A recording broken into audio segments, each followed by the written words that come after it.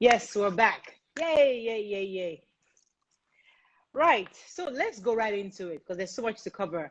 Um, Mm, Now, as a woman, mm. no woman wants to have multiple marriages. No, everybody thinks that once I enter the first one, that's it for me for life, forever and ever after.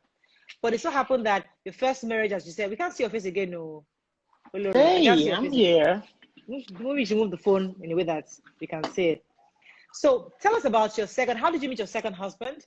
And what Hmm. happened? What happened that the marriage collapsed?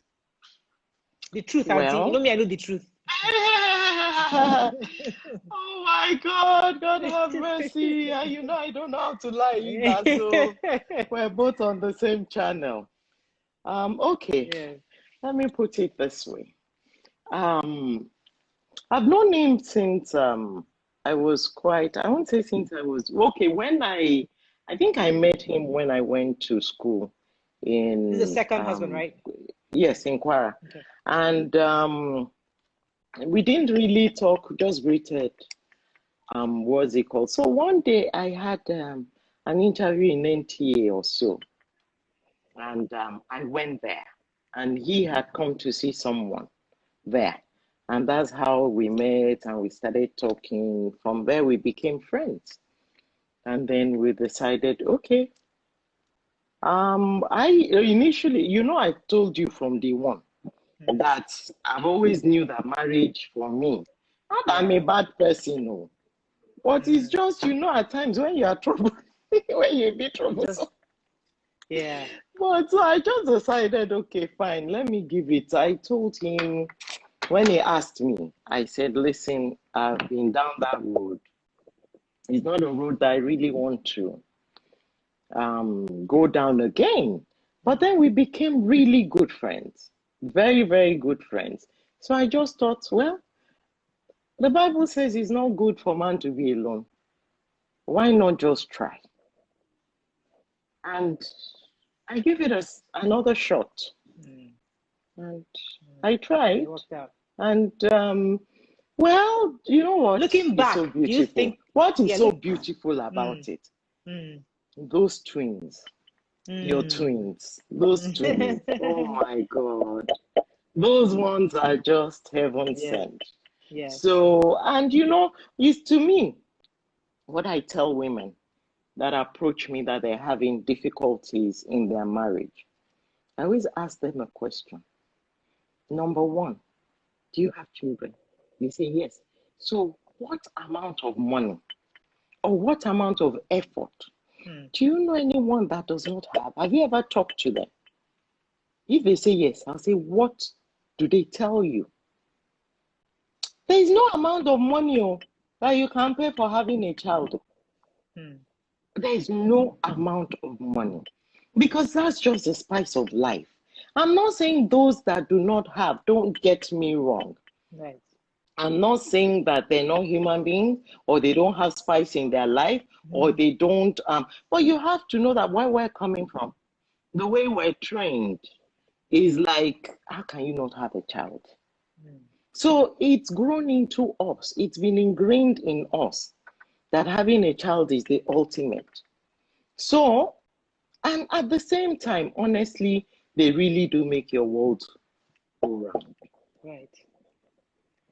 Now, let's talk about understanding mistakes, because if Okay. looking in hindsight now, do you think you made a mistake by choosing him? Do you think you did not look well enough to be sure that this is the right person? And what lessons have you learned from that broken marriage? That okay, I should have known better to see what are the signs that you failed to see before getting into that marriage. Okay, let me tell you something. How do you know you've made a mistake? Who tells you is a mistake because it failed? Mm. I really do not call that a mistake. I tried. And you don't kill people for trying, no. Yes. To me, the mistake is not even trying. That's what I call a mistake. Because there is no, as long as you believe in God and you believe He has your back. I'm not saying go and marry a murderer. I'm not saying go and marry a 419. But as long as you know that this person is legit, Right. This person is nice. This person, we have a lot in common. Right. This person will protect me. Mm. And he has vowed to protect. Once you marry, that's the vow you take, to protect. But unfortunately, the way this one even collapsed, I don't think he planned it that way. I think the pressure on him was too much. The pressure of the bank, of the lies, of that I gave all the money to my husband, of this, of that. Olani Yono. Yeah. And if problems come, and the person, I could take it. I'm alive today by God's grace. It's not because I'm a superhuman being, no. But it's because, number one, I think God has entrenched me in Him enough for me to take, for the whirlwind to come, and for me to, no, did I handle it well? I don't know, but I held on. I cannot say there's, sorry? Go ahead, let me let you finish. I can't say that I did well or I did wrong. I held on. That is what I can say. And I'm still issues of holding infidelity? On. Well, let me put it this way. We had some friends around us. And I don't know what advice they gave him. But from what I heard, some, and they're equally Christians, some pastors that are friends, advised him that I was not, we handle issues differently.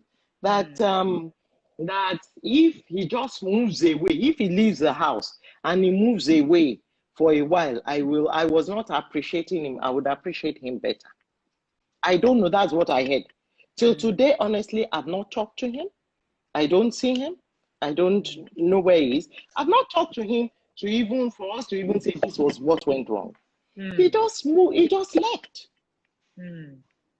I woke up one day, he was gone. What he's battling with, honestly, I don't know. I'm sure, I'm thinking, from hindsight, that the pressure was too much for him. And instead of killing him, is it not better for him to just go? Yeah.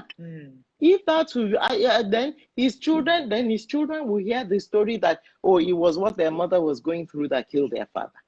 For me, I don't think that was good enough. So if he felt he's living that would keep him alive and keep him well, God knows. Okay, we'll come back to this issue of marriage for a second, because I know you're now happily married with somebody else. But let's go to when you found out you had cancer. And you even had a mastectomy. And that was a difficult period for you. I mean, a lot of people knew a lot of people did not know at the time, but some of us knew that you were going through quite a bit.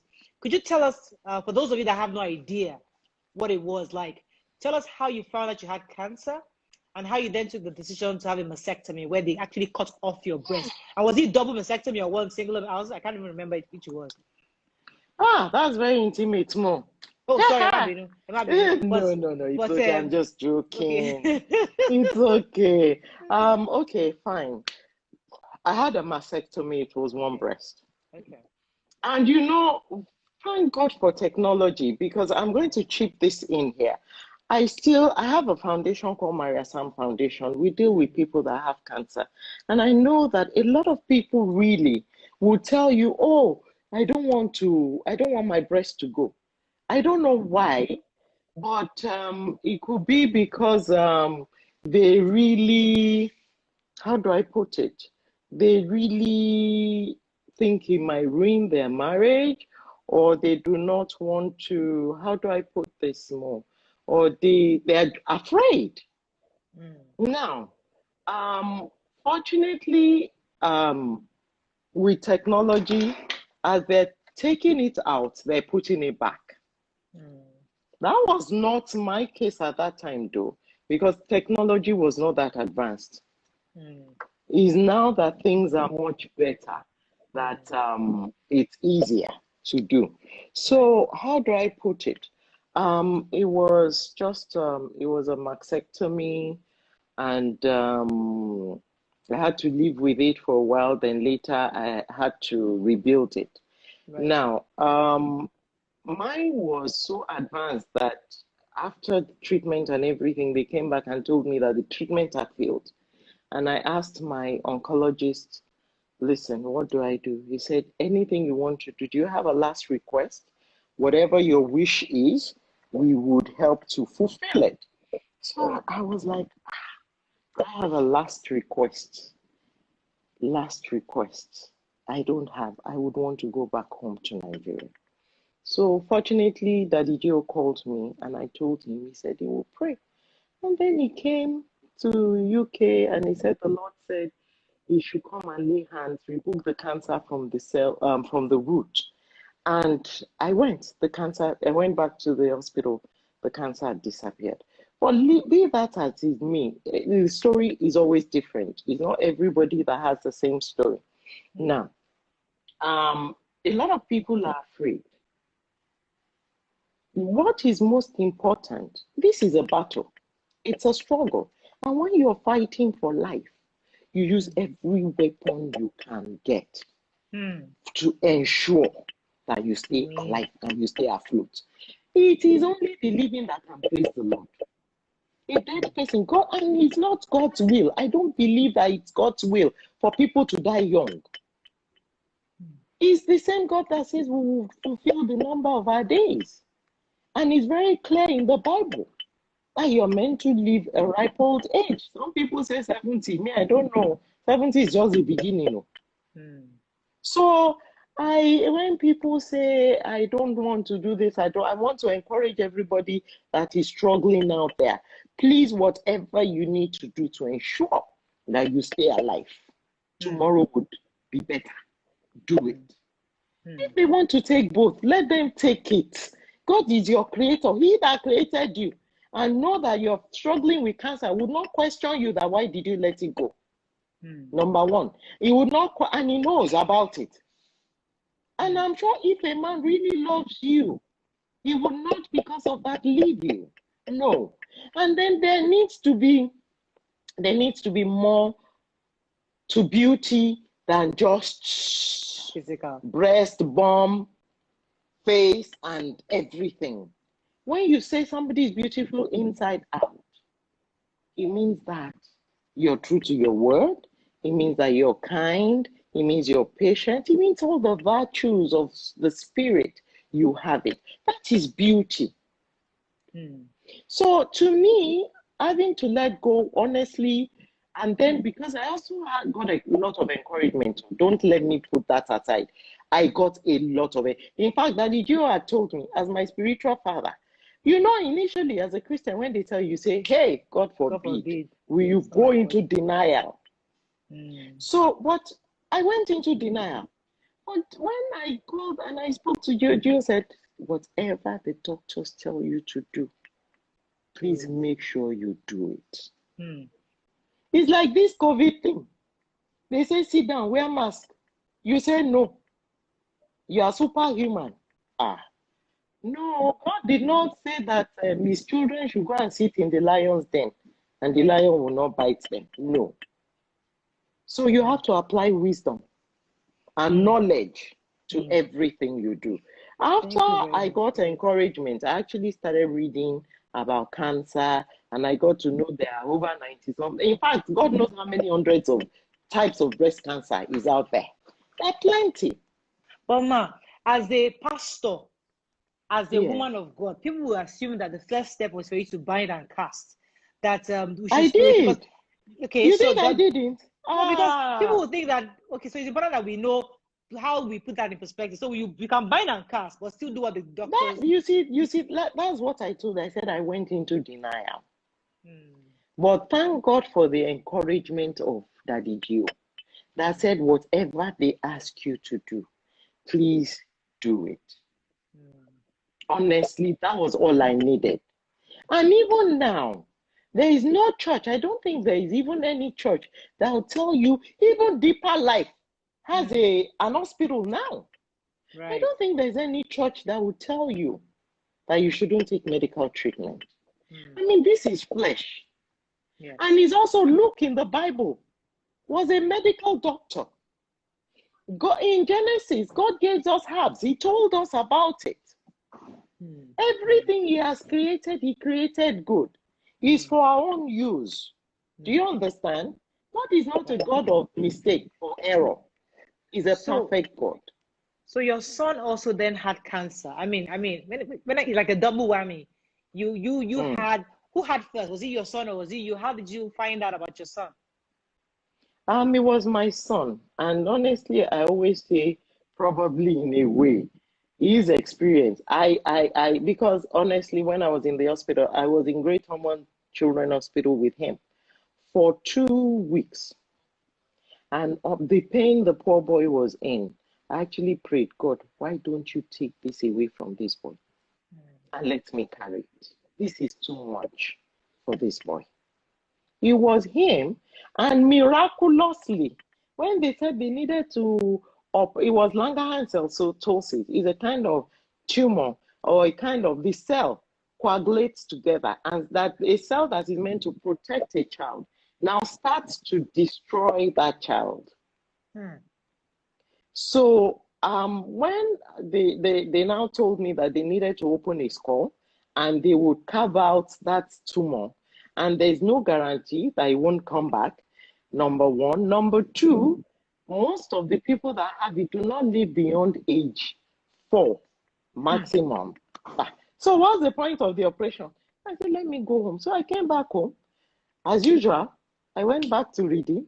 I went to camp and I told Daddy, I've come back home. This is what they said. I prayed that God should give me these children for joy, not for sorrow. So, Daddy, since it has turned out this way, I'm leaving this boy with you in camp. I'm going to Lagos. Daddy said, no, you won't do that. Let me pray. Daddy took the boy and prayed. Daddy said, you go. You think Daddy has refused? Daddy can't take care of the boy anyway. Let me go to Mommy Gio's office. I went and I told Mommy, I said, Mommy, I'm not going back to Lagos with this boy. And you know I have to go back to work. I'm dashing you. Mommy said, no, let's try something. I said, Daddy has prayed. The thing is still on his head now. It has not gone. Mommy said, when you get home, take a white handkerchief, put it in warm water every morning and night. Put it on the swollen place and decree exactly the same prayer Daddy has prayed. Decree it on that boy. Honestly, you know, it was like, in fact, I won't say miracle, magic. I brought the boy home. I was doing it, but it seemed, at times, you seem as if he's going down. Then you see, my eye is not going down. One day I just woke up. The ball on his head, it started like a pimple, from a pimple to a ball, from a ball to a tennis ball, from a tennis ball to a football. Wow. Had gone. So I was like, God, thank you. That was my first serious miracle. I was just shining. I told everybody about the miracle. I gave testimony everywhere I could. So my own thing is, number one, when you're going through challenges, look unto Jesus, the author and finisher of your faith, and never give up.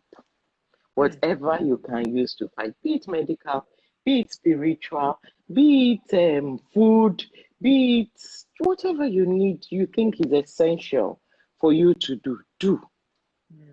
Just make sure you stay alive to give a testimony.